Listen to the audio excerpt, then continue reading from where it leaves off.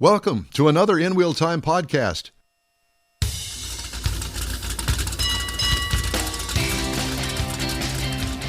From the fabuloso Hemi Hideout in Brookshire, Texas, USA, it's the In Wheel Time Car Talk Show. Just ahead, the Hovas Mopar collection, and you have not seen all of them. Nope. And we're about to show them to you. Jeff has the cruise in and events calendars, and I'll bring you the stories making automotive news headlines this week. Howdy, along with Mike out of this world, Mars. We always need more Jeff Zekin sometimes. Our chief engineer, David Ainsley, has decided to join us today. Usually he's sleeping in at this hour of the day. I'm Don Armstrong. Glad you could join us. It's been a whirlwind of chaos here it has. at the In Wheel Time show booth. We're going to blame it on the weather. Are we set up to do... it was raining. Are we set up to do video pictures that we can show that's what I'm doing everybody? right now. What do you want to do? Well, we start with one. How's that? Let's see if I can pull that puppy up. Okay. Are you ready? So John, started this. He was 18 years of age in 1970, so he's got a special place in his heart for 70 model cars, okay? So our first car today that we're going to discuss is the 1970 Dodge Super Bee in the collection. Is it in here today? I don't know as if it is or not. I see a yellow car over there, but it may or may not be it. Anyway, It's back there. it's called Banana Yellow exterior with a black interior. This has a 440 six-pack, 440 cubic inch V8, 3 two-barrel carburetors, and the N96, not mask, but hood scoop. Just thought I'd throw that out there. Torque Flight automatic transmission. Power steering and AC. Power front disc brakes. And here's the real clincher on this car. It's a numbers matching, one of only 599 built. That's pretty cool. Yes, Numbers it matching, is. one of 599. So congratulations, John. But I know that he put a lot of thought in his collection when he was buying all of these back in the day. Before this place was built, he had the collection in a barn here on the property. Well, this has taken place of the barn, although I understand that the barn is still in use because not all the cars are inside the hideout to make room for people, tables, chairs, and that sort of stuff. Okay, next up on the list is the 1970 Plymouth Superbird. Woo-hoo. Now, this one kind of changed the landscape of NASCAR because it's got that big, weird nose on the front of it and that great big, sticks way above the roof line, rear spoiler on it, along with plenty of power and everything. If you see this car in person, you go, man, that's really weird looking. But boy, I'll tell you what. It certainly got the attention of NASCAR because it won all of the races that it was in. It was truly amazing. And then they banned it. Yeah, they banned it. Yeah. They tried to make some changes to accommodate it, but no, no. didn't happen. And then it was kind of like the very first car that really worked on the aerodynamics of the cars. And that really changed the landscape of NASCAR. It did. The cars didn't look like that after they banned the car, clearly. But they started working about, windshield rake, the nose going into the wind at 200 miles an hour. It changed the landscape. And let's not forget the rear deck lid spoiler on the thing. And that thing's adjustable? Yeah, you can also sit on it. It holds the weight of a human. Well, It holds some the weight, humans. It holds the weight of a very small blonde in a bikini. I've seen that, but I haven't seen anybody like Don sit up there. It's not that mother-in-law. was me in that bikini. You just didn't recognize It me at the time. It must have been younger you. It was younger. It's not mother-in-law proof. So here's the specs on this. 440 cubic inch V8, 390 horsepower, 3 two-barrel carburetors, Torque Flight automatic transmission, power steering, power front disc brakes. Numbers matching, John's the second owner. One of only 277 440 six-pack Superbirds. There were a total of 1,840 Superbirds made, one for every dealership in America. Wow. That's how they did it. Because, you know, that was the NASCAR rule at the time. Well, it was a NASCAR rule that you had to build 500. And they decided that we're going to give one to every dealership. Well, I thought NASCAR told them they had to. At 500. There's always 500 cars. Back in the day, that was the deal for any kind of car. You had to build 500 of them. That's why the old saying about, you know, race on Sunday, sell on Monday. True. There you go. Yep. All right. Next up is the 1971 Plymouth Cuda. Now, this is John's favorite car. He's told me that. I don't know whether it still is, but I would imagine it would be. If you've ever heard this car run, you go, yeah, I kind of get it. It's painted Sublime. Get it? Sublime? Mm-hmm. Sublime Pearl green exterior with a black interior. And here's the real kicker. 528 cubic inch all aluminum Hemi V8 with 739 horsepower. One 4-barrel carburetor underneath the shaker hood scoop. And a 5-speed manual transmission with the pistol grip shifter. I have a picture of Kathy and I standing in front of this car from years ago. Probably from... You know, that was the first car that we took to... Autorama. Yeah. Yep. Yeah, it's right over here. I got the picture on the wall. Kathy and I standing in front of it. We're all dressed to the nines. And it got all the looks. Yep. No, we did. Oh, I'm sorry. They were looking at the car to get to me. Yeah. Narrowed 4-link rear end, power R&P steering, and AC, power 4-wheel disc brakes. Pro Street, RMS, altercation front end with coilover shocks and 22-inch wide rear tires. It's tubbed. That's the car that's tubbed in here. Doesn't have an LS. It's got a Hemi. It's got a Hemi. That thing got a Hemi in it, Mike? Got an aluminum Hemi. And by the way, if I didn't tell you already, hey, thanks for joining us today on the N-Wheel Time Car Talk Show. We're coming to you today from inside the Hemi Hideout. Open house, $10 gets you in. No children under 12. Come on out. The money that you spend per person goes to charitable causes because it's doubled up by John. So you pay the 10, he'll give you 20 for the charity. All right. Next up is the 1937 Plymouth pickup truck. Wow. Green exterior and tan leather and suede interior. He was born. 360 cubic inch V8, 255 horsepower, electronic fuel injection, torque flight automatic transmission, low car floor shifter, power R&P, steering, and AC. Is R&P, is that a company? I believe it is. I believe it is. Okay. Front power disc brakes, all steel, custom built street rod. Mustang 2 front suspension.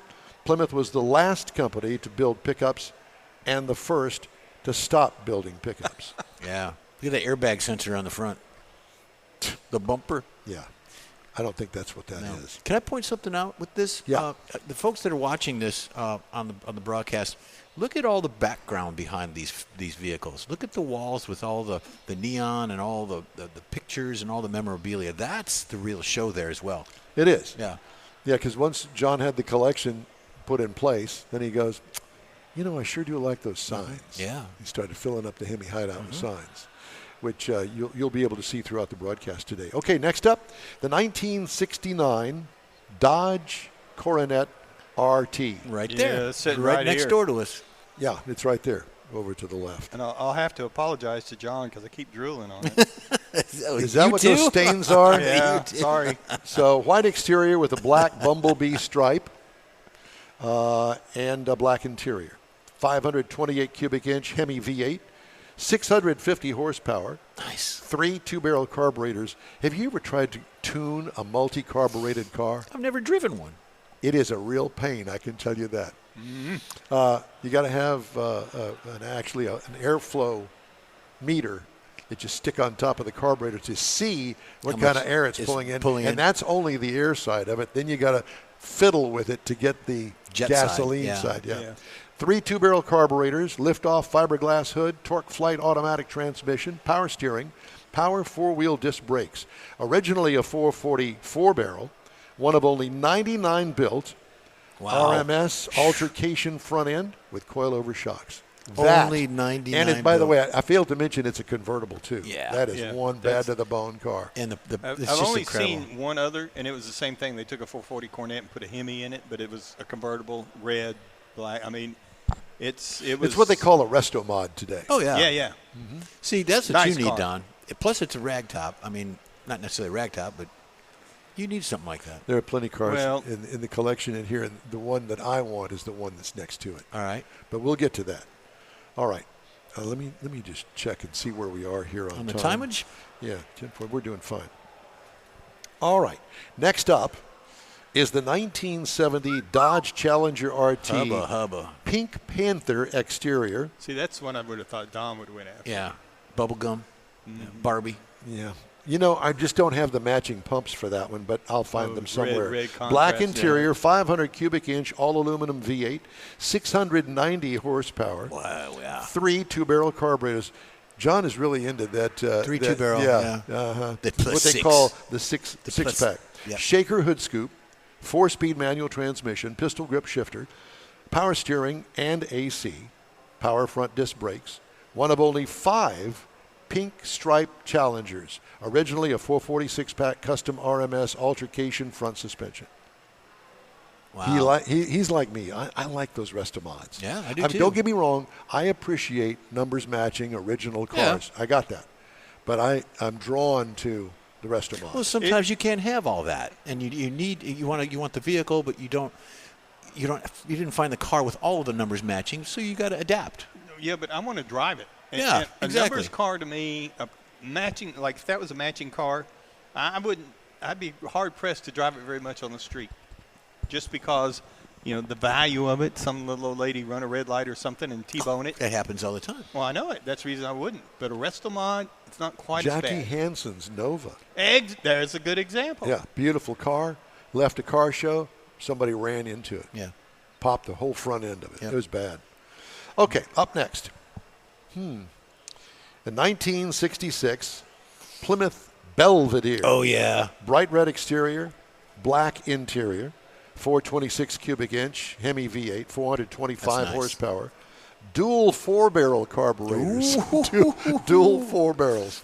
Oh, my God. 4-speed manual transmission, 10,000-mile unrestored car, numbers matching, 2-owner original, one of only 284 built. Now, that's a rare car. That's a rare car. Yes. Yeah. 10,000 miles on it. 4 barrels. Unrestored. 2 4 There barrels. it is. 2 4 barrels. Okay. Wait a minute. You couldn't fit the third one in there? I guess not. They got the wedge in there, I guess. Oh, my. Anyway, coming up next, we have the Plymouth 1937 Plymouth Coupe. It's right there, too. Yep. 9-color chameleon color shifting exterior with a gray interior. This one has a supercharged Hemi V8, turning out 800 horsepower through a 671 blower and dual 4-barrel carburetors. God. Torque flight automatic transmission, ratchet shifter. I don't even know how you would drive that. That'd be a first car for a college student. Oh, yeah. For about 5 minutes until they put it into a tree. Go down the road. Ratchet shifter, power R&P steering and AC, and power front disc brakes. Custom built Pro Street Mustang 2 front suspension, narrowed rear with coilovers. Narrowed rear meaning it's got tubbed. It's tubbed. Yeah. Yeah. Got some big meat under there. Yep. Mm-hmm. Wagyu. Now, up next, I love this thing. A 1947 Dodge Power Wagon. It could be an in-wheel time machine. It could be. This thing is so fine. I can't even begin to tell you. And to open and close the door, you go, oh, my God, it's a Norge refrigerator. I mean, it is solid, man. Yeah. Green and black exterior with black interior. And this is another part that I really like about it. 230 cubic inch flathead 6-cylinder. 94 horsepower. Yeah. 4-speed manual transmission. Now, my guess is it probably has that granny first. Yeah. 4-wheel drive, fully restored, 2-time National Power Wagon Nationals Best in Show winner, scored 996 points out of 1,000. Amazing. That truck is truly an amazing thing. Yeah, and it's beautiful. Go down to the feed store and put some grain in there. Don't put anything. Don't touch it. Don't touch it. And if you're going to ride in it, put some of those spandex pants on because I don't want you scratching the interior. Oh, again? Again. Okay. Up next, we've got the 1970 Plymouth Roadrunner. Another convertible. In violet. Is it violet? Can you tell? Kind of. Doesn't look like because the pink pilot. one's next to it. All right. Well, I don't Looks know. almost Are these in orange order? and whatever. That's good. Yeah. Exterior with a white interior, 440 cubic inch V8, 390 horsepower, 3 two-barrel carburetors again, air grabber hood, yeah, it's got that. Torque flight automatic transmission, power steering, power front disc brakes. Numbers matching. One of 34 convertibles made with this engine combo, and only 2 of those were in this color combination. Wow. Stolen and then recovered after 25 years underwater on a river bottom. No way. Yeah. Wow. Because That's a story. Because you know what that would look like once you pulled it out of there after 25 years? Swiss cheese. Yeah. I don't know. Oh, come on. Fresh water? Yeah, but if it doesn't have the air, and if it gets a good covering of silt on it, I really don't think. If you look at some of them they pulled out when they find these bodies and stuff. Do you know what happens when you die? You don't live anymore. Not yet. Yeah. Well, you probably just kind of melt away into nothing, and that's what that would be. I'm going to be stuffed. Stuffed. I'm going to be stuffed. Yeah, John's got a place right over there in the I'm corner. going to be behind the steering wheel. All right. Last car for this segment, because we're going to carry it over to the top of the next hour when John can join us. This is a 1970 Super Bee Go Mango exterior with black bumblebee stripe with black interior. 426 cubic inch Hemi V8. You notice he doesn't give any miles per gallon on this. No. 425 smiles, yeah. 425 horsepower, dual 4 barrels, carburetors, N96 Ram Air hood, torque flight automatic transmission, power steering, power front disc brakes. Numbers matching original. Get this. One of only 32 engine color combos made. Wow. Only 4 known to still exist in the Chrysler registry. And this one is one of them. That's it. Wow. Yeah. Isn't that cool? Yeah. Okay. So I've got more, and we're going to get to those after a break. No, we're not. We're going to pause the run-through on these. Okay, what number is this one? The one that's coming up. The one that's coming up will be car number 12. Okay. Okay. So we're going to get out of this for now. We're going to get out of this for now because we need to take a quick break here, and we're going to some other stuff we've got to get done, including the cruise in and events calendars and the headlines. Okay? Mm-hmm. Hey, we hope you're going to join us on the Hot Rod Tour of Texas. More of that coming up. Jeff has the cruise in and events calendars coming up, and I'll have the stories making automotive news headlines this week. Thanks for joining us on the award-winning In-Wheel Time Car Talk Show, coming to you today from the Hemi Hideout in Brookshire, Texas. We'll be back after this break. You've waited all winter, and it's finally here. The Tailpipes and Tacos Spring Cruise In. It's been a while, but the popular Tailpipes and Tacos Cruise In returns to the Lupi Tortilla Tex-Mex in Katy, Saturday, April 19th. Make any donation to Shirley's Kids and get a free breakfast taco. There'll be mimosas and Bloody Marys, too. Get to the best cruise in of the year. Tailpipes and Tacos, Saturday, April 19th, 8 to 11 a.m. Cruise in, make a donation of any amount, and grab a free Lupi Tortilla breakfast taco. Tailpipes and Tacos only happens at the Lupi Tortilla Tex-Mex in Katy, 703 West Grand Parkway at Kingsland Boulevard, just south of the Katy Freeway. Join the car camaraderie, and your car will automatically compete for one of 3 Chili Pepper trophies at no charge. Spring is here, and what better way to celebrate than with a free taco at Tailpipes and Tacos, Saturday, April 19th, 8 to 11 a.m. The In-Wheel Time Car Talk Show will be there too. We hope to see you then. Come on out. You own a car you love. Well, why not let Gulf Coast Auto Shield protect it? Houstonian John Gray invites you to his state-of-the-art facility to introduce you to his specialist team of auto enthusiasts. We promise you'll be impressed. Whether you're looking to massage your original paint to a like-new appearance, apply a ceramic coating, install a paint protection film, nano-ceramic window tint, or new windshield protection called ExoShield, Gulf Coast Auto Shield is where Houston's car people go. Curbed your wheels? Instead of buying new, why not have them repaired? How about a professionally installed radar detector? Gulf Coast Auto Shield does that too.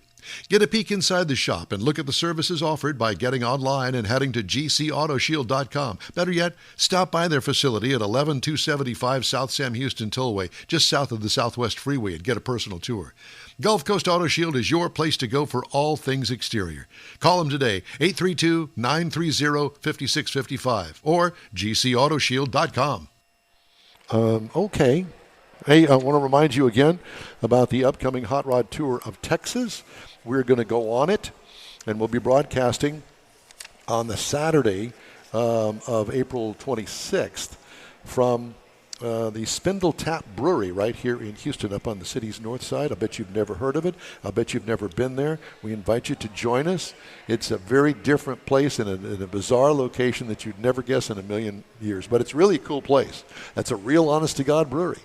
And you're going to love it. I promise you that. Thanks for joining us today here on the In Wheel Time Car Talk Show. Time now for the Cruise In and Events calendars. Jeffrey? We sponsored by anybody? No. Okay. Just making sure. We've got next weekend Wharton Cruise Nights. This is you can sponsor us, though, if you'd like. Okay. Well, I'm sponsored by Need More Jeff. Saturday night, hang out with the old and new friends with their cars, bikes, trucks, all that good stuff. Bring a tricycle. They don't care. From 6 p.m. to whenever. It's the Wharton Cruise Night at Domino's Pizza, 309 East Bowling Highway in Wharton, Texas. Again, from 6 p.m. until whenever at the Domino's Pizza. Then you got Octane and Espresso. That's the Speed Advocates will be hosting this event. It's every second Sunday of every month at the Black Rifle Coffee Company in Copperfield, Texas, 7086 Highway 6 North. And then we've got one next weekend. We're supposed to have some Mustang people here. Got a Mustang event going on next week. Again, Snakes and Stangs, all Ford cars. Snakes and Stangs. You got to say that. You got to say that with a little bit of a drawl. I think David could do that. David's got a Snakes and That's Stangs. it. Yeah, have you seen David's Snakes and Stangs? Anyways, that's from 5 to 9, tailgate party at the Hallmark University. It's a car show. It is in, where is that one going on? It's in the Hill Country. It's in San Antonio. So if you're going to go out there, it's a poker run. They've got all kinds of stuff, People's Choice Awards, kids event, and all that good stuff. Mike sent me this one, 21st Annual Corvettes and Crawfish. Mike, you want to take that one? Well, that's AJ Lupo, the Corvette Club down. Lupo? Not Lupo. Loop. Lupo's my neighbor. It's Loop. Loop. Yeah. And this is benefiting Texas EquiSearch. They do this twice a year. This spring happens to be their crawfish event. What day is this? This is on next Saturday, the 12th. Saturday. Okay. Yeah, it's coming up pretty quick. So it's only 7 days out. So be sure to check it out. And it's a good event. It has lots of fun. We went down there here recently. Good. And it's the Space City Corvette Club on Facebook and on the internet, and you can find out more information there. Okay. All right, time now. I want to get some of the news stories in, and obviously the one that the elephant in the room, so to speak. Oh, that's a Mopar elephant. So there you get go. it? I got Yeah. the elephant in the Well, room. President Donald Trump has imposed a 25% tariff on imported vehicles. In all likelihood, consumers will not see a 25% hike. That's because of complex factors, including the amount of non-U.S. content in each vehicle, automaker calculus, dealer decision-making and loan agreements. Cox Automotive, for example, predicts a 2.8% year-over-year increase in wholesale vehicle prices in 2025. Black Book projects a 5% increase in the average transaction price this year. Morgan Stanley predicts the tariffs will boost the average price of a vehicle by 11 or 12%. So don't panic. Be calm. Hang on, man. Be happy. Crazy. Well, don't worry. The projections recognize that the tariff is not applied to the manufacturer's suggested retail price, and that the industry relies on sometimes labyrinth systems to calculate the vehicle's cost. The price of the vehicle is determined using a cocktail of market research, bills of materials, financial agreements, institution, and other elements. Even more variability enters the picture in the dealership lot, where prices vary widely by region, timing, personal relationships, and the way buyers settle up with the retailer, a separate business from the automaker. Are you following all of this? We talked about this with our guest last week. Yeah. It sounds like a bunch of lawyers sitting So around automakers export vehicles from the foreign facilities and calculate the transaction value of the import. U.S. Customs and Border Protection defines the transaction value as, quote, the price actually paid or payable for the merchandise when sold for exportation to the United States, end quote. Plus, packing costs, commission, royalties or license fees or resale proceeds that go to the seller. Importers have to explain the declared transaction value to the government. even if an actual sale does not take place, as in the case of foreign automakers with domestic subsidiaries, companies follow rules from the Treasury to calculate the transaction value of goods going across the border. The rules rely on a principle that transactions be valued as if two unrelated entities were involved. For vehicles imported from outside of Canada and Mexico, the automakers, who are the importers, will be paying the government 25% of the total transaction value. For imports from Canada and Mexico, which are captured by the United States-Mexico-Canada Agreement, I know you've heard about that, automakers will be given the opportunity to certify their U.S. content and systems will be implemented such as that 25% tariff. It will only apply to the value of their non-U.S. content, according to Trump's March 26th executive offer. Sheesh. Like I said last week, it's not just 25%. You can't do it that way. That's why I said to you about these guesses as to how much the price of a car is going to go up. 2.8%, 5%, 11 or 12%, not the 25. Because cars aren't made like they used from our era. You're right. You know, all of this stuff wasn't produced here in the United States. Even cars that are actually assembled here in the United States, they get glass. Yeah. It's really just assemblies. That's correct.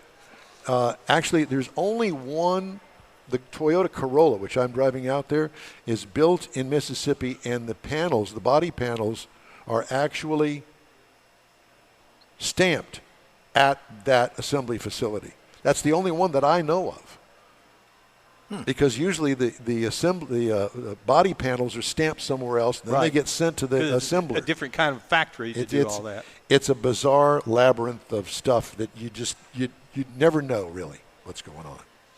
I've got more of this to tell you about. Automotive News put that together, and I thought that kind of really tries to explain it because it's difficult to understand. Well, the good news is Jeff's got a camera going on the Hemi Hideout, so they got something to look at while we talk about all this nastiness. Yes. Yeah. We just wanted to, give them a shot. You don't have that isolated camera that's focused in on you? No, we didn't bring it. You forgot it? Yeah, I left it at David's house. David's house, where he's using it for other things. There is that. God. Let me write down what time it is so we'll know what the FCC says. Well, at least it's not the FAA. That's True. All right. Or the CIA. I've got lots of papers here. Have you noticed that? Yeah. I've really been. Every week you get more and more. Well, I know. Are you recycling or what? Well, no. I wanted to do the Hemi Hideout cars. Yeah. Mm-hmm. And it was very stressful. Yeah. Because I started working on this last Monday. Because not all of the cars show up on the Hemi Hideout website. Right. So you had to contact Shelley had to come out here and take some pictures of the cars that are not in here today, but they're in the barn, in the other barn. Oh. Yeah. It's been a process, Barnage. I'm telling you. Well, you did good. Well, the that show's was not good. over yet. It was very interesting. Yeah. Okay, Well, don't mess it up. I like it. Well, I've already done that. Coming up at the top Hey, of we'd the love hour. to hear from you. Shoot us an email. The address here is info@inwheeltime.com. We are back after this quick break. Pro-Am Auto Accessories has been serving Houston's auto enthusiasts since 1984, providing world-class products for sports cars, European sedans, and American muscle. Pro-Am is known as the place to go to find exclusive and hard-to-find parts and accessories. Pro-Am is one of the very first distributors in the USA for brands such as Recaro, Redline, Momo, Corbo, and Simpson. Located in the heart of Houston's premier retail and service corridor, the Galleria area, Pro-Am's walk-in storefront includes an 8,000 square foot warehouse, showroom, and installation bays. Pro-Am not only sells parts and accessories, but also offers installation and service.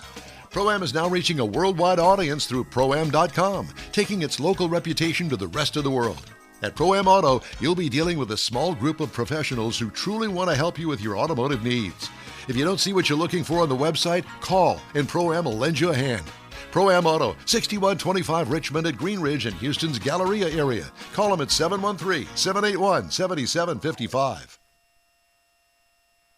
Mecum Auctions, the world's largest collector car auction company, returns to Houston, April 3rd to the 5th at NRG Center. Join us for the fun, fast-paced, high-energy Mecum experience with 1,000 vehicles up for grabs. For avid collectors, first-time buyers, and enthusiasts of all ages, there's something for everyone. Bring home your dream car. Register to bid and buy spectator tickets now at Mecum.com. That's it for this podcast episode of the In Wheel Time Car Show. I'm Don Armstrong, inviting you to join us for our live show every Saturday morning on Facebook, YouTube, Twitch, and our InWheelTime.com website. Podcasts are available on Apple Podcasts, Spotify, Stitcher, iHeart Podcast, Podcast Addict, TuneIn, Pandora, and Amazon Music. Keep listening, and we'll see you soon.